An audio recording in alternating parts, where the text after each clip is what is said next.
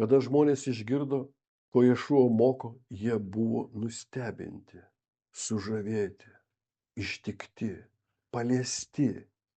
Tai nedavė jiems ramiai gyventi, jie mąstė apie tai. Tuo tarpu fariziejai sužinojo, kad jis nutildė sadukėjus, jų priešus, prisidėjo prie jų, apsivienijo tai yra. Ir vienas toros arba rašto žinovas, mėgindamas jį paklausė: mokytojau, koks Dievo paliepimas toroje arba rašte, šventajame rašte yra pats svarbiausias? Ješua jam atsakė: mylėk Adonai. Mylėk Adonai. Mylėti Adonai, paklusti tam, ką jis sako.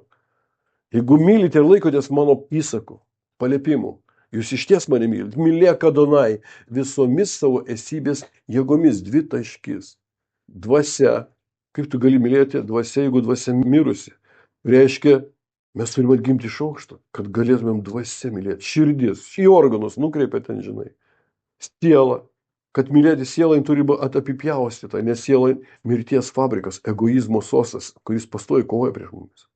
Ir mintimis, jėgomis parašyta kitur. Visomis savo jėgomis. Ką reiškia jėgomis? Kai aš Dievo jėga valdau savo mintis, per tai aš įgyju jėgą. Toliau jį mylėti. Tai pats didžiausias ir svarbiausias įsakas, paliepimas, nurodymas, ne įstatymas. O antrasis įsakas, paliepimas, panašus į šitą. Į kokį šitą? Ne į pirmą, kurį aš dabar perskaičiau, o į sekantį, kurį dabar skaitysiu. O antrasis panašus į šitą. Tu turi mylėti savo artimą kaip pats save.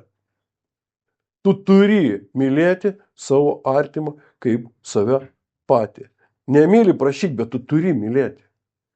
Ir kas ne kas, bet aš žinau, kada aš myliu ir kada aš nemyliu.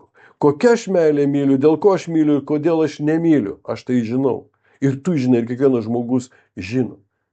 Ką reiškia savo artimą? Tai ne visus, kurie aplinkui mane gyvena. Tai ne tie, kurie man patinka. Tai tą žmogų turi mylėti, kuriam man Dievas suteikė gebėjimą pasirūpinti jom iki galo.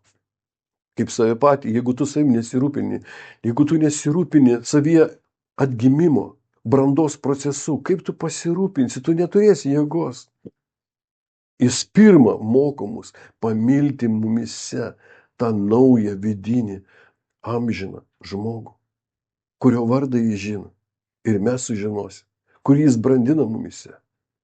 Tik jo dėka mes galėsim mylėti savo artimą, tai yra pasirūpinti žmogumi, kurį Dievas mums apreiškia iki galo.